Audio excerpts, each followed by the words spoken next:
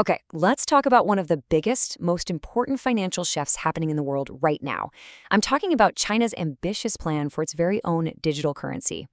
Think about the last time you sent money across borders. It's a pain, right? It's slow, it's expensive, and pretty much everything flows through the same old networks, relying on the same currency. But what if a whole new system could just change all of that? A system that's faster, cheaper, and built on a completely different foundation. To do better business with China, you have to know China. We're here to help you save time and money with expert insights on trade and investment. Welcome to Trade with China. So let's dive into China's central bank digital currency, also known as the digital yuan or the e-CNY. Now, this is not some far-off futuristic concept. This is a massive project that is live right now, and it's operating at a scale that is honestly hard to wrap your head around. Let's look at the raw numbers.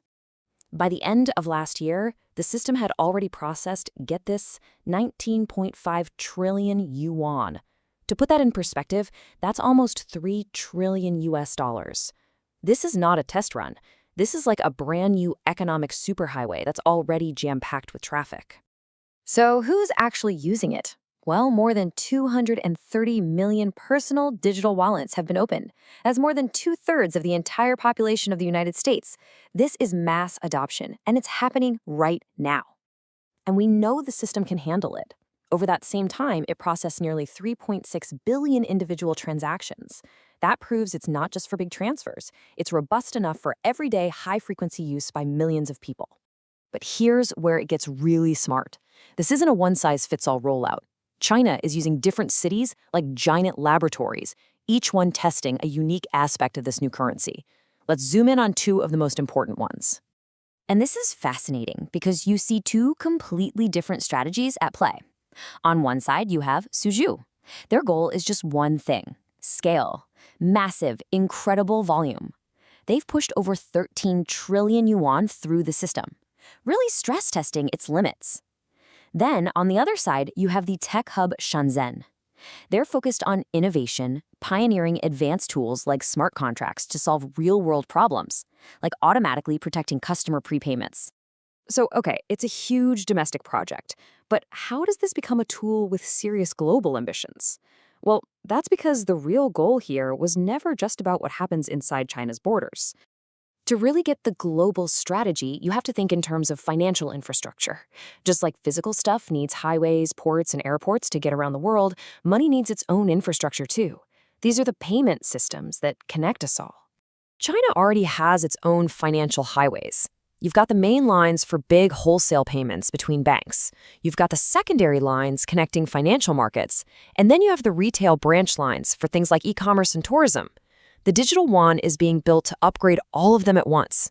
And this is the centerpiece of that upgrade. It's a project called mBridge. If the old systems are the highways, think of mBridge as the new high-speed bullet train for global finance.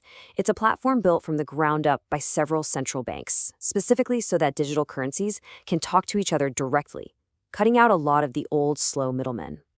And this chart really tells the whole story. In the mBridge pilot program, which includes China, Hong Kong, Thailand, and the UAE, the digital yuan isn't just a passenger on this new train, it's the engine. It's powering a dominant 96% of the total transaction value. It's not just part of the project, it is the project. So let's bring this all back to you. If you're an investor, if you trade with China, what does any of this actually mean? Why should this shift matter to your business? It means you really need to stop thinking of the digital yuan as just another payment app. It's a core piece of strategic financial infrastructure. It's a tool designed from day one to make trade and investment with China cheaper, faster, and more efficient. And its ultimate goal is to help the yuan make the leap from just a trade currency to a global investment currency.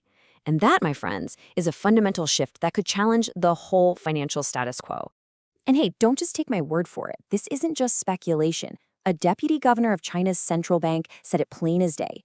The vision is for a powerful currency that's built for the intelligent and digital era. This is a clear, top-down strategy to modernize their money for the modern world. So the final question really is for you.